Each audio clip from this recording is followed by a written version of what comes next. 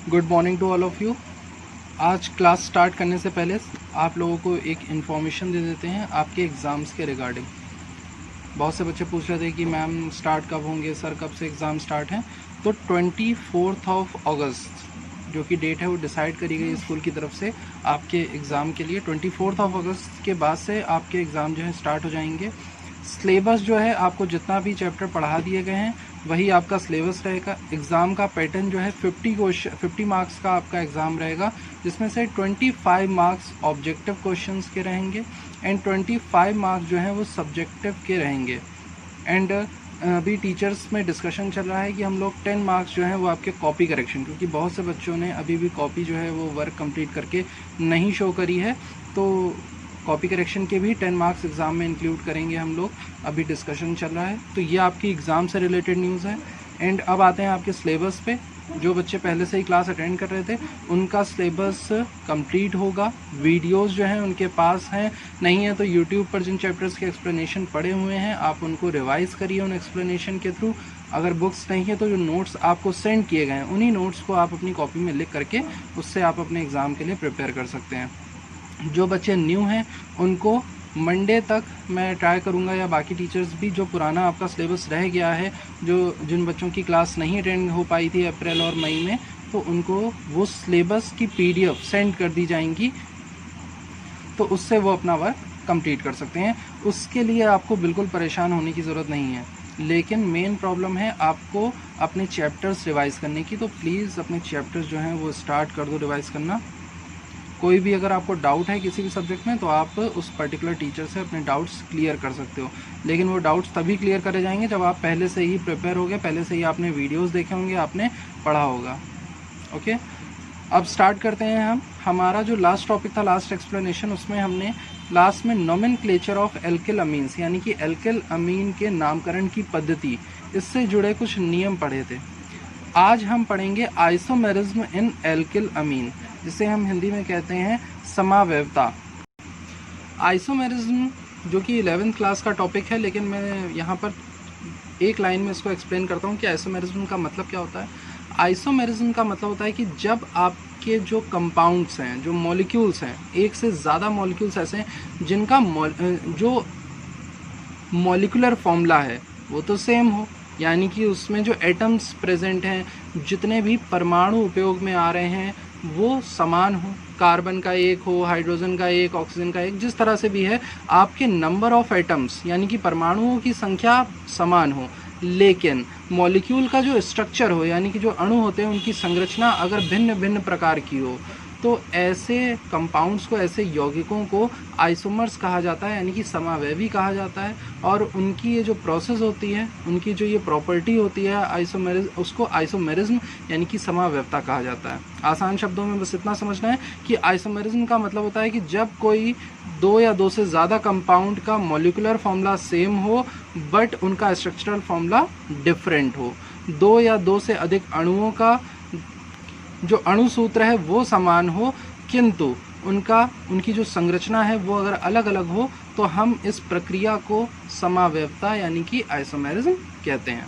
तो isomerism in alkyl amines में सबसे पहला टाइप जो आता है हमारा, वो आता है चेन आइसोमेरिज्म, जिसे हम हिंदी में कहते हैं श्रृंखला समावयवता। पहले इंग्लिश में समझ लेते हैं सारी आइसोमेरिज्म, देन इसके बाद फिर आपको हिंदी में एक्सप्लेन किया जाएगा। Primary amines show chain isomerism due to difference in structure of carbon chain. Chain isomerism, श्रृंखला समावयवता क्या होती है? चेन आइसोमेरिज्म का मतलब होता है कि जब आपके कंपाउंड में चेन में कार्बन की जो चेन होती है वो डिफरेंट होती है। कैसे? देखिए, मैंने क्या किया, यहाँ पर 1 carbon, 2 carbon, 3 carbon, 4 carbon, 5 carbon, इन कार्बनों को एक सीधी श्रृंखला में जोड़ दिया। एक स्ट्रेट चेन में मैंने 5 कार्बन जोड़ दिए। अब इन्हीं कार्बन में से मैं क्या करूं कि एक कार्बन को उठा करके थर्ड कार्बन पर अटैच कर दूं। तो देखिए स्ट्रक्चर क्या बन जाएगा, इस तरह से आ जाएगा 1 2 3 4, और एक कार्बन मैंने यहाँ पर लगा दिया। तो अभी भी कितने हैं हमारे कार्बन? कितने हैं? 5 हैं। यहाँ पर भी कितने कार्बन है? 1 2 3 4 5 कार्बन यहाँ पर भी है, 5 कार्बन यहाँ पर भी। लेकिन यहाँ पर आपके पास स्ट्रेट चेन है, बट यहाँ पर आपके पास स्ट्रेट चेन ना होकर के क्या है, ब्रांच चेन है। यानी कि यहाँ पर जो आपकी श्रृंखला है वो एकदम सीधी है, किंतु यहाँ पर जो श्रृंखला है वो शाखित श्रृंखला है, एक शाखा आ गई। अब अगर आप यहाँ पर कार्बन की नंबरिंग करते हैं तो आपकी कार्बन की नंबरिंग क्या होगी, 1 2 3 4, यानी कि श्रृंखला में केवल 4 ही कार्बन आ सकते हैं। जो सबसे लंबी श्रृंखला चुनने का जो नियम होता है, लॉन्गेस्ट चेन चुनने का जो रूल होता है, उसके अकॉर्डिंग आपकी लॉन्गेस्ट चेन में सिर्फ 4 कार्बन आ रहे हैं, जबकि यहाँ पर 5 कार्बन आपके चेन में इंक्लूड है। तो इस तरह से जब स्ट्रक्चर चेंज होता है तो इसको कहते हैं चेन आइसोमेरिज्म, यानी इस तरह से जब संरचनाएं अलग होती हैं तो इसे कहा जाता है श्रृंखला समव्यवता। तो जो हमारे अमीन्स होते हैं वो भी चेन आइसोमेरिज्म यानी कि श्रृंखला समव्यवता प्रदर्शित करते हैं। किस तरह से, देखिए 1 2 3 4, ये 4 कार्बन हैं, स्ट्रेट चेन में जुड़े हुए हैं, एकदम सीधी श्रृंखला में जुड़े हुए हैं। आखिरी में यहाँ पर पहले कार्बन पे NH2 लगा दिया। जिस तरफ भी कार्बन में, कार्बन की जो श्रृंखला होती है, कार्बन की जो चेन होती है, उसमें जो फंक्शनल ग्रुप होता है, जो क्रियात्मक समूह होता है, वो जिस तरफ से पास पड़ता है, नंबरिंग हम वहीं से स्टार्ट करते हैं। तो NH2 ग्रुप इस कार्बन के पास है, तो ये पहला कार्बन, दूसरा, तीसरा, चौथा कार्बन। तो चेन में कितने, 4 कार्बन आए। पहले ही कार्बन पे NH2 लगा है तो इसका नेमिंग क्या हो जाएगी, 1 ब्यूटेन अमाइन। यही तो पढ़ा है, 1 ब्यूटेन अमाइन। अब आइए यहाँ पर देखिए CH3 का होल ट्वाइस, CH CH2। इसके स्ट्रक्चर में क्या है कि ये जो CH है, इससे कनेक्टेड 2 मिथाइल ग्रुप हैं। इनका स्ट्रक्चर अगर आप ओपन करके देखें तो यहाँ पर ये मैंने ओपन स्ट्रक्चर बना दिया है। CH से 2 CH3 ग्रुप कनेक्टेड थे, एक CH2 और एक NH2। अब अगर आप सबसे लंबी श्रृंखला ढूंढें, सबसे लॉन्गेस्ट चेन अगर आप ढूंढें, तो 1 कार्बन 2 कार्बन। अब या तो आप इस कार्बन को लीजिए या इस कार्बन को, दोनों कार्बन हमारी श्रृंखला में एक साथ नहीं आ सकते हैं। तो हमने मान लीजिए इस कार्बन को ले लिया। तो अब हमारी सबसे जो लंबी चेन है, जो सबसे लंबी श्रृंखला है, वो कौन सी है, 1 2 3 कार्बन की है। जबकि पूरे मॉलिक्यूल में अगर आप देखें, पूरे अणु में अगर आप देखें, तो अभी भी 4 कार्बन ही प्रेजेंट हैं। हाइड्रोजन और नाइट्रोजन सब सेम है। ये देखिए यहाँ पर जो स्ट्रक्चर है, 1 2 3 4 कार्बन है। यहाँ पर भी ट्वाइस है तो 2 1 3 4 कार्बन है, लेकिन स्ट्रक्चर दोनों का क्या है, अलग अलग है। अब इसका नाम जब लिखेंगे जा करके, तो इसके नेमिंग में क्या आ जाता है कि पहला कार्बन, दूसरा कार्बन। अब दूसरे कार्बन पर एक तरफ तो चेन वाला कार्बन जुड़ा हुआ है और दूसरी तरफ जो है वो मिथाइल ग्रुप जुड़ा हुआ है। कैसे, स्ट्रक्चर फिर से देख लीजिए एक बार। ये देखिए यहाँ पर ये पहला कार्बन हो जाएगा आपका, ये दूसरा कार्बन। अगर आप इसे तीसरा कार्बन बनाते हैं तो ये आपका चेन से बाहर हो गया, तो ये मेथिल ग्रुप आ गया। तो इसीलिए इन्होंने कहा कि 1 2 दूसरे कार्बन पे लगा है मेथिल ग्रुप, तो 2 मिथाइल, इसकी नेमिंग क्या हो जाएगी, 2 मिथाइल। 3 कार्बन की चेन मिली तो प्रोप एनामाइन, सारे सिंगल बॉन्ड है तो प्रोपेन, और NH2 के लिए अमाइन। तो नेमिंग क्या हो गई, देखिए 2 methyl propanamine. Molecular formula same है लेकिन स्ट्रक्चरल फॉर्मूला डिफरेंट है। क्यों, क्योंकि चेन क्या है, अलग अलग। इस तरह के आइसोमेरिज्म को चेन आइसोमेरिज्म कहते हैं। तो हमारे जो अमीन्स होते हैं वो चेन आइसोमेरिज्म यानी कि श्रृंखला समव्यवता प्रदर्शित करते हैं। दूसरी चीज़ है पोजीशन आइसोमेरिज्म। इसमें बिल्कुल ज़्यादा दिमाग लगाने की ज़रूरत नहीं है, सिर्फ इतना कि जो हमारे क्रियात्मक समूह होते हैं, जो फंक्शनल ग्रुप होते हैं, उनकी पोजीशन अगर अलग अलग कार्बन पर कर दी जाए। जैसे यहाँ पर मैंने बताया था कि NH2 ग्रुप जो है वो पहले ही कार्बन पे जुड़ा है। चलिए पहले कार्बन पे ना लगा करके इस NH2 ग्रुप को दूसरे कार्बन पे लगा दीजिए, तो नेमिंग क्या हो जाएगी। जैसे यहाँ पे 1 ब्यूटेनामाइन था तो अब नेमिंग चेंज होकर के 2 ब्यूटेनामाइन हो जाएगी। तो मॉलिक्यूलर फॉर्मूला तो सेम रहा लेकिन स्ट्रक्चरल फॉर्मूला बदल गया, यानी कि जो अणुसूत्र है वो समान रहा लेकिन जो संरचना है वो आपकी बदल गई। एक एग्जाम्पल यहाँ देख लीजिए, 1 2 3 कार्बन है, पहले ही कार्बन पे NH2 लगा हुआ है तो 1 प्रोपेनामाइन। लेकिन दूसरी ही जगह पर देखिए 1 2 3 ही कार्बन है, लेकिन अब हमने NH2 ग्रुप कहाँ लगा दिया, दूसरे कार्बन पे। भाई NH2 ग्रुप इस कार्बन पे लगा हुआ है, चेन या तो यहाँ से स्टार्ट होगी या तो यहाँ से स्टार्ट होगी, क्योंकि दोनों तरफ से इक्वल नंबर पर पड़ रहा है। तो 1 2 3, तो दूसरे कार्बन पे NH2 है तो नेम पड़ गया 2NH2 प्रोपेनामाइन। तो इस तरह से अगर पोजीशन अगर आप अलग कर देंगे, स्थान अगर अलग अलग कर देंगे, तो इस तरह की आइसोमेरिज्म को कहते हैं पोजीशन आइसोमेरिज्म, जिसे हिंदी में स्थान समव्यवता भी कहा जाता है। स्थान बदल जाने की वजह से, स्थान अलग अलग होने की वजह से जो स्ट्रक्चरल फॉर्मूला है, जो संरचना है वो बदल जाती है। तीसरा है मेटामेरिज्म। मेटामेरिज्म डेफिनेशन से ही बस आपको याद रखना है, metamerism is shown by secondary and tertiary अमीन, यानी कि जो द्वितीयक अमीन होते हैं और जो तृतीयक अमीन होते हैं वही मेटामेरिज्म प्रदर्शित करते हैं। मेटामेरिज्म को हिंदी में मध्यावयवता भी कहा जाता है, यानी कि जो आपके प्राथमिक अमीन होंगे, जो प्राइमरी अमीन्स होंगे, वो इस तरह की आइसोमेरिज्म शो नहीं करते हैं। अब इसमें होता क्या है, this isomerism is due to different alkyl groups attached to nitrogen atom. जो आपका नाइट्रोजन एटम है, NH2 ग्रुप का जो नाइट्रोजन एटम है, उससे अगर अलग अलग नंबर्स जुड़ जाएं, कैसे एग्जांपल देखिए। तो सबसे पहले इन्होंने जो बात कही कि द्वितीयक और तृतीयक अमीन ही क्यों ऐसा कर सकते हैं, क्योंकि द्वितीयक अमीन के केस में नाइट्रोजन से 2 एल्किल ग्रुप जुड़ते हैं, 2 एल्किल समूह। तो देखिए यहाँ पर इस नाइट्रोजन में हमने एक तरफ क्या जोड़ा है, CH3CH2 जो कि एथिल ग्रुप है, और दूसरी तरफ भी CH3CH2। टोटल कितने कार्बन जुड़े, 4 कार्बन जुड़े हैं। इसका नाम क्या हो जाएगा, एन इथाइल एथनामाइन। क्यों, क्योंकि चेन 1 2 ही कार्बन की चेन मिल रही है आपको। आगे जाएंगे तो नाइट्रोजन है, कार्बन मिला ही नहीं, तो या तो ये चेन होगी या तो ये चेन। अगर आप इसे चेन में ले रहे हैं, इसे श्रृंखला में ले रहे हैं, तो 1 2 कार्बन की चेन मिली और ये बन जाएगा फिर आपका एल्किल समूह जो कि श्रृंखला से बाहर है। तो नाइट्रोजन से जुड़ा हुआ है इसलिए इसका नाम पड़ गया एन इथाइल। एन पोजीशन पर इथाइल ग्रुप जुड़ा हुआ है एंड 2 कार्बन की चेन है तो इथेन और अमाइन ग्रुप, तो एन इथाइल एथनामाइन इसका नाम हो गया। ठीक है, अब दूसरे केस में हमने क्या किया, दूसरे केस में हमने क्या किया कि इस CH3 को उठा करके यहाँ लगा दिया। जैसे ही आपने यहाँ पर इस CH3 को यहाँ पर कनेक्ट किया जा करके, तो देखिए फॉर्मूला क्या बन जाएगा, CH3NH CH3CH2 CH2। तो पहले दोनों तरफ 2 कार्बन लगे हुए थे, दोनों तरफ इथाइल ग्रुप लगे हुए थे, लेकिन अब नाइट्रोजन के एक तरफ मिथाइल ग्रुप है, दूसरी तरफ प्रोपाइल ग्रुप है। तो ऐसा होने की वजह से यहाँ पर जो मॉलिक्यूलर फार्मूला है वो तो सेम रहा। देखिए 4 कार्बन यहाँ अभी भी हैं, 1 2 3 4 1 2 3 4, लेकिन स्ट्रक्चर बदल गया। अब एक तरफ मेथिल ग्रुप है और दूसरी तरफ प्रोपिल ग्रुप है, तो नेमिंग भी क्या हो जाएगी, चेंज।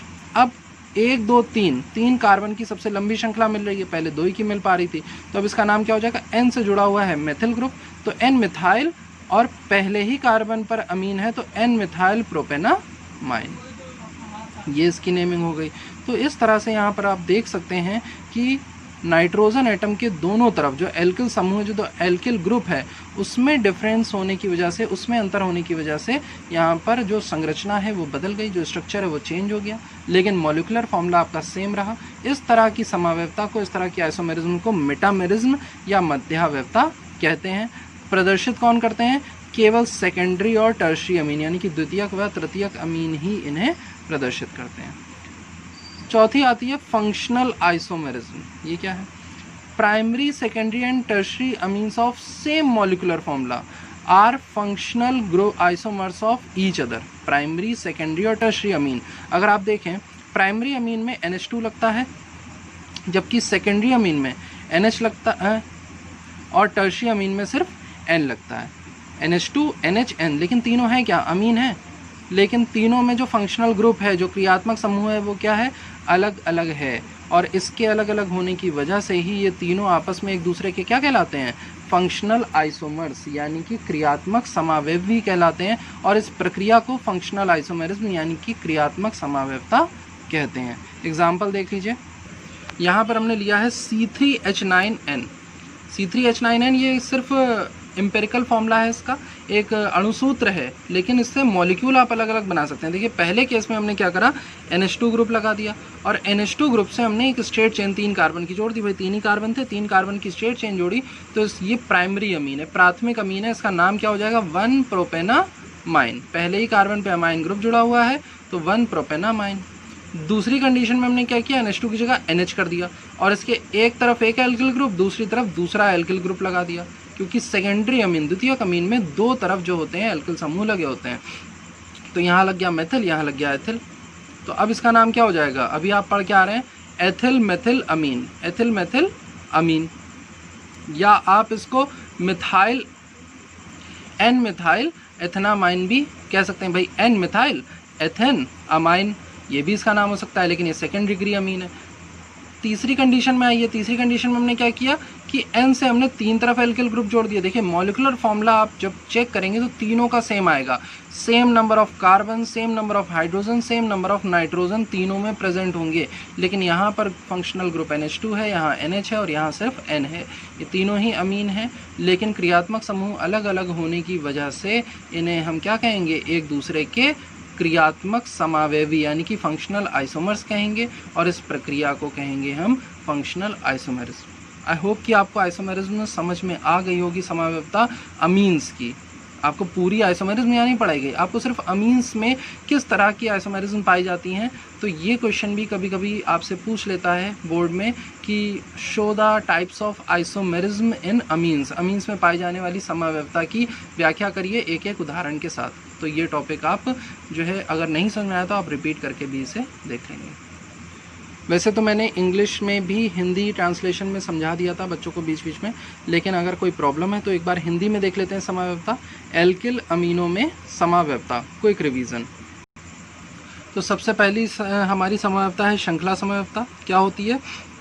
कार्बन परमाणु की श्रृंखला की संरचना में अंतर के कारण प्राथमिक अमीन श्रृंखला समव्यवस्था दिखाती है। जैसे यहाँ उदाहरण देखिए, 4 कार्बन की हमने एक सीधी श्रृंखला ली, 1 2 3 4, और इससे NH2 ग्रुप लगा हुआ है, तो इसका नाम क्या हो जाएगा? पहले कार्बन पर NH2 तो 1 ब्यूटेनामीन इसका नाम हो जाएगा। दूसरी बार में हमने क्या किया कि हमने दूसरी बार में CH2 और यहाँ से एक H हटा करके उसको CH3 बना दिया। स्ट्रक्चर देखेंगे हम इस दूसरे वाले का तो आप समझ पाएंगे। ये CH2 है हमारा, इससे NH2 ग्रुप लगा हुआ है और इससे हमने जोड़ दिया CH2 से CH, और एक तरफ हमने इसके यहाँ पर मेथिल ग्रुप लगा दिया और एक तरफ हमने यहाँ पर मेथिल ग्रुप लगा दिया। तो मॉलिक्यूलर फॉर्मूला अभी भी क्या है हमारा? सेम है, लेकिन स्ट्रक्चरल फॉर्मूला जो है वो चेंज हो गया। देखिए यहाँ पर एकदम स्ट्रेट चेन मिल रही थी, लेकिन यहाँ पर जो चेन है वो डिवाइड हो जा रही है। यहाँ पर नाइट्रोजन है, ये पहला कार्बन होगा, ये दूसरा कार्बन। अब तीसरा कार्बन या तो ऊपर वाला होगा या नीचे वाला, क्योंकि श्रृंखला यहाँ पर क्या हो रही, टूट रही है। तो हमने मान लीजिए ऊपर वाले को तीसरा कार्बन मान लिया, तो चेन मिली 3 कार्बन की, जबकि यहाँ पर चेन कितने कार्बन की थी? 4 कार्बन की थी।